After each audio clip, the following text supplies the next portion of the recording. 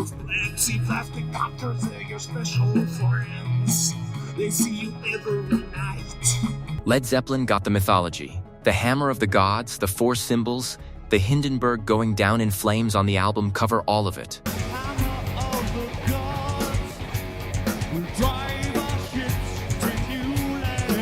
And they deserve every inch of it. But here's the part of the 1970s story that never makes the poster. The decade was so overloaded with extraordinary rock talent that bands who would have been era-defining legends in any other era simply got lost in the noise.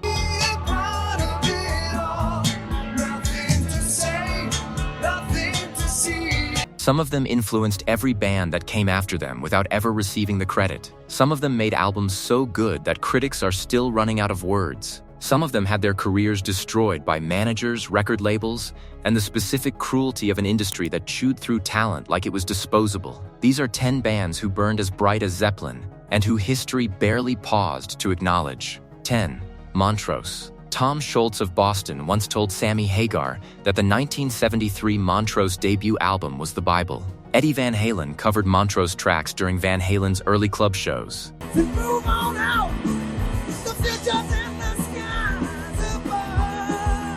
Van Halen then hired the same producer Ted Templeman and the same engineer Don Landee for their own debut, and built their sound on the architecture Montrose had assembled in 1973. Recorded in a burst of creative confidence at Warner Bros. Studios in Burbank, the self-titled debut hit in October 1973, 8 songs of stadium-sized hard rock built on Montrose's Les Paul run through a Big Muff fuzz pedal, Hagar screaming over the top with a reckless energy that nobody else in American rock could touch. The album eventually went platinum, but it took years to get there, without meaningful radio support or label promotion. Hagar left after the second album, went solo, and eventually replaced David Lee Roth in Van Halen, a band that owed its entire existence to the blueprint Montrose had already drawn. The band that taught Van Halen how to rock never got invited to the party. Sometimes the most important influence in the room is the one nobody introduces. 9. Big Star. When Big Star released their debut album #1 Record in August 1972, the only people who heard it were rock critics. Their Memphis-based distributor, Stax, was 6 months from bankruptcy and had essentially no retail reach outside the South. Rolling Stone gave the album a glowing review. The record sat in warehouses. By the time people could order copies through mail-order services, the moment had passed. Co-founder Chris Bell, wounded by the commercial indifference and frustrated by reviews that focused on Alex Chilton rather than his own contributions, snuck into the studio one night and erased the multi-track master tapes in a fit of rage, then went home and attempted suicide. He survived, but he was done with Big Star. Chilton pressed on with Radio City in 1974, another masterpiece, another commercial near silence, another round of ecstatic critical praise attached to a record nobody could find in a shop. REM's Mike Mills later called Big Star's records some of the best albums made in that decade. They just didn't get heard. The Replacements wrote a song called Alex Chilton as an act of devotion. The theme song of That 70s Show was an adaptation of Big Stars in the Street. 3 Big Star albums eventually appeared on Rolling Stone's 500 Greatest Albums of All Time list. Chilton died in 2010. Sometimes the most famous band nobody heard is the one that taught everyone else how to play. 8. Roxy Music. Brian Ferry had auditioned for the job of lead singer in King Crimson. He didn't get it. He went away and formed Roxy Music instead, which in retrospect was the correct outcome for everyone involved.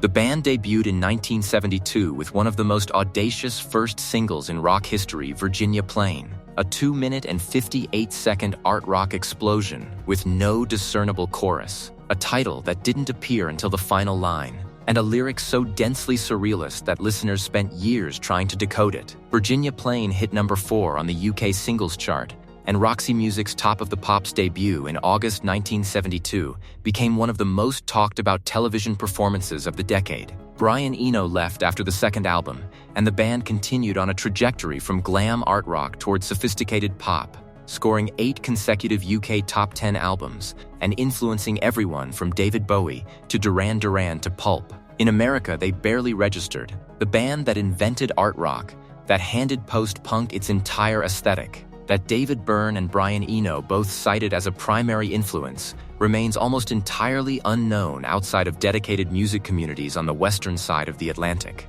Sometimes being ahead of your time means being invisible in the wrong country. 7.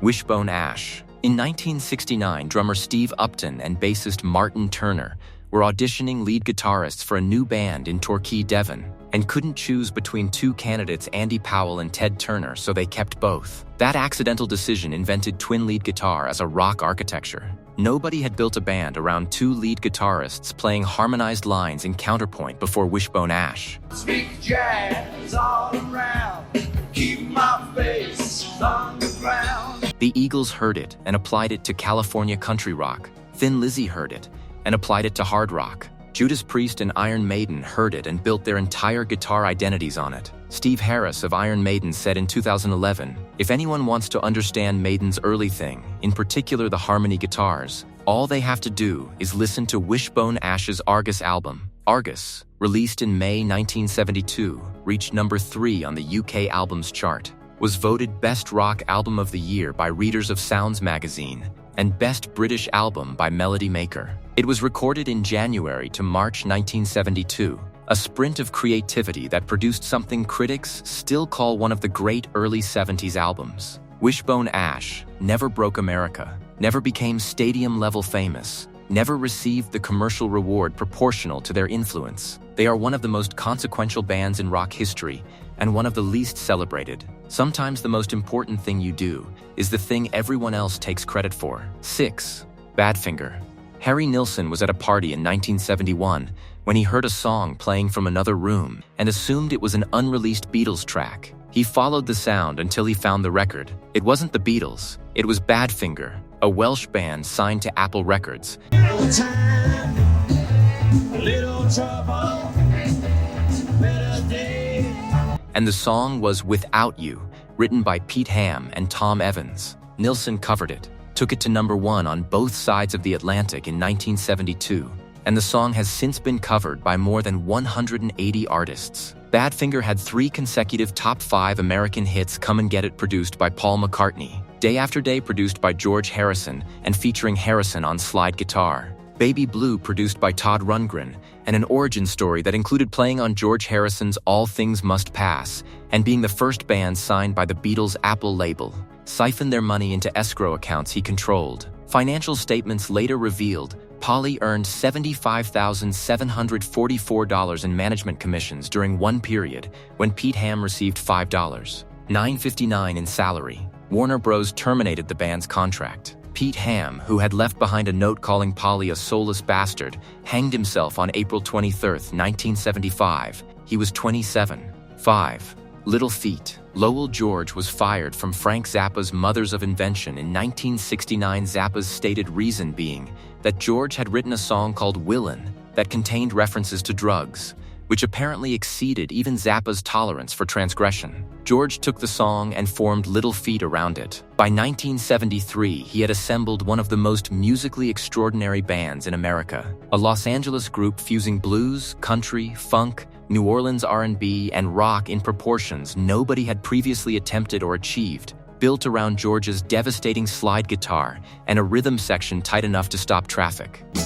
Underneath the street lamp, I met a southern belle. Dixie Chicken, released January 25, 1973, is widely considered their defining statement and one of the finest albums of the decade. It didn't make the Billboard chart. To promote it, George wore a chicken suit and personally delivered fried chicken to radio stations across Los Angeles. The boxes read "Finger-picking good." Warner Bros. Was unmoved. George's touring schedules became increasingly erratic. He died on June 29, 1979, of a heart attack related to drug use, 2 months after Little Feat had dissolved over creative differences. While on a solo tour in Arlington, Virginia, he was 34 years old. The Dixie Chicks took their name from Dixie Chicken.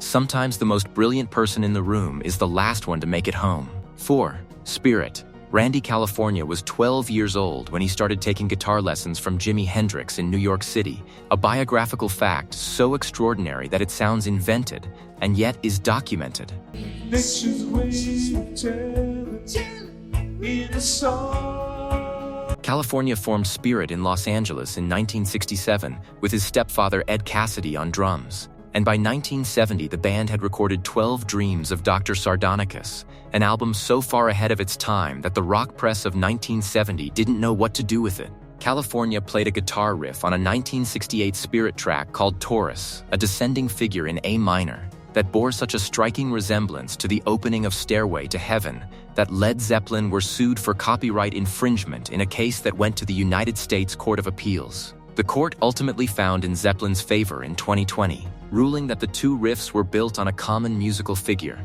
but the comparison had haunted the case for over 40 years. Spirit opened for Led Zeppelin on their very first American tour in 1968. 3. Free. Paul Rodgers was 19 years old when Free released All Right Now in June 1970, a song written in 15 minutes backstage at a festival in Durham, because the band needed something that would keep a tired crowd awake, with a guitar riff from Paul Kossoff that ranks among the half-dozen greatest riffs in rock history. It hit number 2 in the UK and number 4 in America, sold over 1 million copies, and announced the arrival of a band so good that Led Zeppelin reportedly felt threatened by them. Rodgers had a voice that Mick Jagger publicly described as the best in rock. Kossoff had a guitar tone achieved through a Les Paul into a Marshall Plexi, played with a specific fingertip vibrato he had developed since childhood that Jimmy Page acknowledged as a primary influence on his own playing. Free broke up in 1973, Kossoff's drug addiction having become unmanageable. He died of heart failure at 25 in 1976 on a flight from Los Angeles to New York while the plane was still in the air. Rodgers and drummer Simon Kirke immediately formed Bad Company, which became one of the biggest rock acts of the mid-1970s. 2. Mott the Hoople. Mott the Hoople were 4 weeks from breaking up in March 1972 when David Bowie knocked on their dressing room door. They had made 4 albums that critics admired and audiences ignored. They had just turned down Bowie's offer of Suffragette City as a lifeline single. Bowie went away, wrote them another song overnight, came back the next morning, and played them All the Young Dudes on an acoustic guitar in their hotel room. It hit number 3 in the UK and number 37 in America, kept the band alive, and became the anthem of the glam rock generation, a song so perfectly calibrated to a specific cultural moment that Lou Reed cited it as one of his favorite recordings of the era. Mott the Hoople spent the next 3 years making some of the finest glam-influenced hard rock of the decade, Ian Hunter's songwriting growing more confident and precise with each album. All the Way from Memphis reached the UK top 10 in 1973. Roll Away the Stone went top 5. They sold out Hammersmith Odeon for a series of concerts that became legendary. Then, guitarist Mick Ralphs left to form Bad Company. Hunter and Mick Ronson assembled a new lineup that lasted 1 album before Hunter himself departed. 1. Faces. In the summer of 1969, 4 members of the recently dissolved Small Faces were rehearsing in the basement of the Rolling Stones rehearsal room in South London, looking for a singer. Ronnie Wood suggested his friend Rod Stewart. The others weren't keen. They eventually relented, and the Faces became arguably the greatest live rock and roll band of the 1970s. Their third album, A Nod Is As Good As a Wink, peaked at number 2 in the UK and number 6 in America.